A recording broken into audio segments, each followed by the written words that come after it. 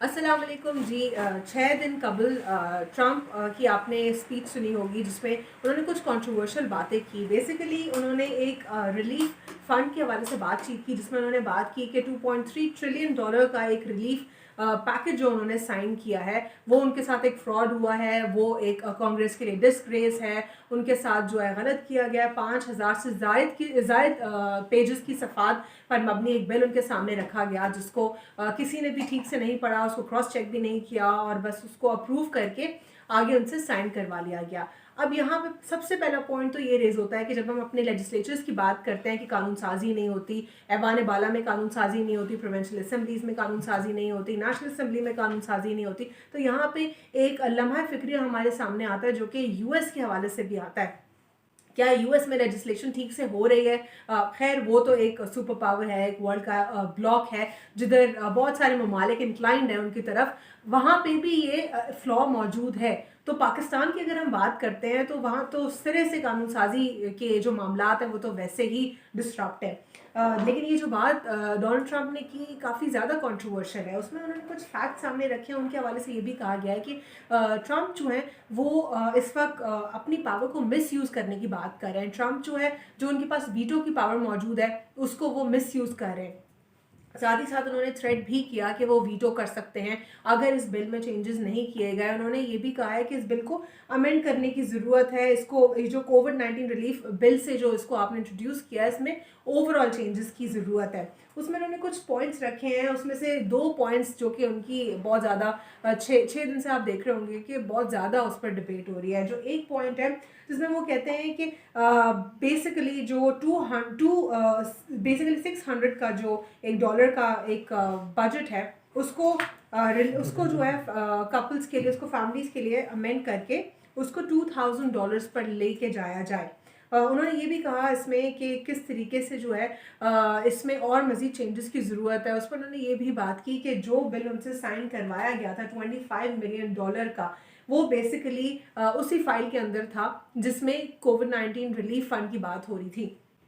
उसमें उन्होंने ये भी मेंशन किया कि $25 मिलियन बेसिकली इसी फाइल में जो सिग्नेचर हुए वो जो है मुख्तस किए गए थे डेमोक्रेसी और जेंडर प्रोग्राम्स के लिए, और इसमें पाकिस्तान का नाम लिया उन्होंने ये बताया कि $25 मिलियन का जो एक बजट है जिस पर उनके सिग्नेचर्स लिए गए वो पाकिस्तान के लिए मुख्तस किए गए। किन एरियाज़ के लिए? Democracy and gender programmes. Democracy यानी कि जमहूरियत, जमहूरियत की क्या क्या बेसिकली आपको क्या लगता है कि इसमें किस लिए वो फंड दे रहे होंगे? ज़ाहिर है इसमें सिर्फ यही होता है जो आप देख रहे होते हैं कि जर्नलिस्ट को बुलाया जाता है, कुछ कॉन्फ्रेंसेस होती हैं, वर्कशॉप्स होती हैं, डेमोक्रेसी के ऊपर उस पर डिबेट होती है। तो आपको लगता है कि डेमोक्रेसी के ऊपर फंड लेने के लिए एनजीओज जो है वो एक अप्रोप्रिएट काम कर रही हैं? और इन तमाम तर से सेमिनार्स या कॉन्फ्रेंसेस से होता क्या है, ये एक अहम सवाल है। दूसरी हम बात करते हैं जो उन्होंने बेसिकली की है यहाँ पे जेंडर प्रोग्राम्स की। जेंडर प्रोग्राम्स यानी औरतों के हकूक़ की बात करना, और मज़ीद इसमें बहुत सारे जो है कंट्रोवर्शियल मामलात भी आ जाते हैं जो कि मैं डिस्कस नहीं करना चाहती यहाँ पे। लेकिन एक ऐसा सब्जेक्ट वो मैं इस पे जो है टॉपिक इस सब्जेक्ट का उस पर मैं आपसे डिबेट इसलिए करना चाहूँगी, आपको आपके सामने कुछ पॉइंट्स रखना चाहूँगी कि वो है तो कंट्रोवर्शियल लेकिन उसके ऊपर ऑलरेडी इतनी ओपनली डिबेट हो चुकी है कि उस पर अगर मज़ीद हम बात करें तो मेरे नहीं ख्याल से किसी को अप्रोप्रिएट लगेगा वो सुनना। जिस तरह आप सब और हम सब देखते आए हैं वुमेंस डे के ऊपर जो वुमेन्स होती हैं सो कॉल्ड लिबरल वुमेन, वो किस तरीके से प्रोटेस्ट करती हैं और उनके स्लोगन्स क्या होते हैं। बहुत ज़्यादा जो है तनकीद का निशाना बनाया गया मेरा जिस्म मेरी मर्ज़ी स्लोगन को, और जो लिबरल ख़वातीन हैं उन्होंने उसको डिफ़ेंड किया और बहुत सारे समझ बूझ रखने वाले लोग भी उसको डिफ़ेंड करते आए और बहुत सारे वल्गर किस्म के जो बैनर्स हैं हमने इस किस्म के इवेंट्स पे देखे। तो सवाल यहाँ पे ये पैदा होता है कि क्या ये सब कुछ करना जो है इंसान को लिबरल बनाता है? क्या ये सब करने से आपके जो राइट्स हैं उस पर आप उसको जस्टिफाई करेंगे और आप बताएंगे कि आपके पास आपके राइट्स मौजूद हैं? अगर राइट्स की हम बात करें तो उसमें तो औरत एक तमीज़ के दायरे में रह के काम कर सकती है, तमीज़ के दायरे में रह के एजुकेशन हासिल कर सकती है, घर से बाहर निकल सकती है, लेकिन अपने मोरल्स को देखते हुए, अपने घर को देखते हुए, ज़रूरी तो नहीं है कि आप बिल्कुल ही बेहया हो जाएं और फिर ही आप बाहर सर्वाइव करें। तो ये इस पे मुझे ज़रा समझ नहीं आता और बहुत सारी ऐसी ख़वातीन हैं जिनको मुझसे इस सिनेरियो में जब मैं इस सिनेरियो के ऊपर ये बात करती हूँ उनको प्रॉब्लम होती है। वो कहती हैं कि you are also independent, you are also liberal, and why do you talk like this. मेरा नहीं ख्याल कि लिबरल होना आपको इस तरीके से आप लिबरल बन सकते हैं अगर आपका ये स्टांस हो। तो ये बहरहाल ये सारी बात करने की वजह ये थी कि मैं आपको ये बताना चाह रही थी कि पाकिस्तान को क्यों इस पर जो है चूज़ किया गया रिलीफ फंड के लिए। एक तरफ तो चाहे डेमोक्रेट्स हो या रिपब्लिकन्स हो, वो हमेशा से पाकिस्तान के लिए एग्रेसिव रहे हैं। पाकिस्तान ने अपना पिवटल रोल प्ले किया है, चाहे तालिबान निगोशिएशन हो या फिर मज़ीद जो भी मामलात हो, वर्ल्ड पीस या वर्ल्ड स्टेबिलिटी के मामलात हो, उसमें पाकिस्तान ने अपना एक पिवटल रोल प्ले किया है। तो पाकिस्तान को क्यों आखिर चूज़ किया गया डेमोक्रेसी के लिए, यानी पाकिस्तान की सियासत में भी डिस्ट्रप्शन की कोशिश हो रही है कि डिस्ट्रप्शन हो। फिर दूसरा आता है जेंडर प्रोग्राम्स की आखिर हमें ऐसे स्टेट से क्यों ज़रूरत पड़ सकती है जिधर खुद मोलास्टेशन की शरह सबसे ज़्यादा हो। मोलास्टेशन का जो दूसरा वर्ड जो आप लोग सुनते हैं उर्दू में भी वही इस्तेमाल किया जाता है, और हालांकि उर्दू में जो है उसके लिए असमत दरी का लफ्ज़ इस्तेमाल होता है अप्रोप्रिएटली, लेकिन वही अंग्रेज़ी का लफ्ज़ वो मैं लफ्ज़ नहीं इस्तेमाल करना चाहती।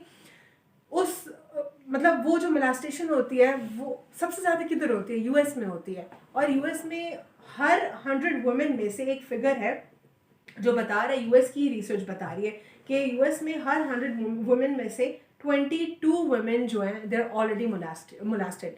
तो उनकी खुद मोलास्टेशन हुई है।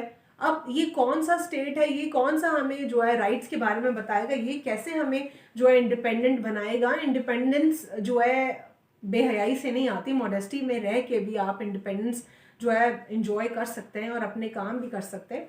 तो ये बहुत एक अलार्मिंग हमारे लिए एक कंसर्न है जिस पे लोग कहते हैं कि कोई फंड नहीं आ रहे, कहाँ से फंड आ रहे हैं, इट्स अ कंट्रोवर्सी कि ये तो वुमेन राइट्स की बात हो रही है।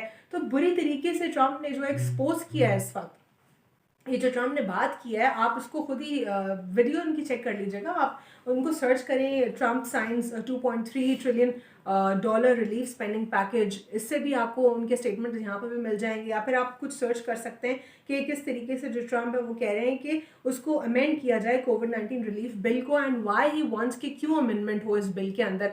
आप इसको ज़रा रिसर्च करेंगे तो आपको अलार्मिंग फैक्ट्स उसमें दिखाई देंगे कि ट्रम्प ये बता रहे हैं कि पाकिस्तान के लिए किस तरीके से $25 मिलियन का एक बजट उनसे साइन कराया गया और वो किन 2 सब्जेक्ट्स के लिए कराया गया। So it's literally alarming for us. Unfortunately इस टॉपिक के ऊपर इतनी डिबेट नहीं हो रही है, ना ही इसको इतना ज़्यादा पाकिस्तानी मीडिया में डिस्कस किया जा रहा है। हालांकि एक बहुत बड़ा कंसर्न है हमारे लिए कि किस तरीके से जो है ट्रम्प ने ये भांडा फोड़ दिया है। और उन्होंने ये भी बताया कि it's a disgrace for Congress, और यहाँ पे कोई भी जो है ठीक से नहीं पढ़ता है। ये आगे मेरे पास ये टेबल पर आ गई हैं। तो बहुत सारी ऐसी चीज़ें हैं जो कि मेरे लिए बहुत ज़्यादा शॉकिंग थी कि किस तरीके से वही तरीके से उन्होंने खुद ही कांग्रेस को एक्सपोज कर दिया। So that's all for today. और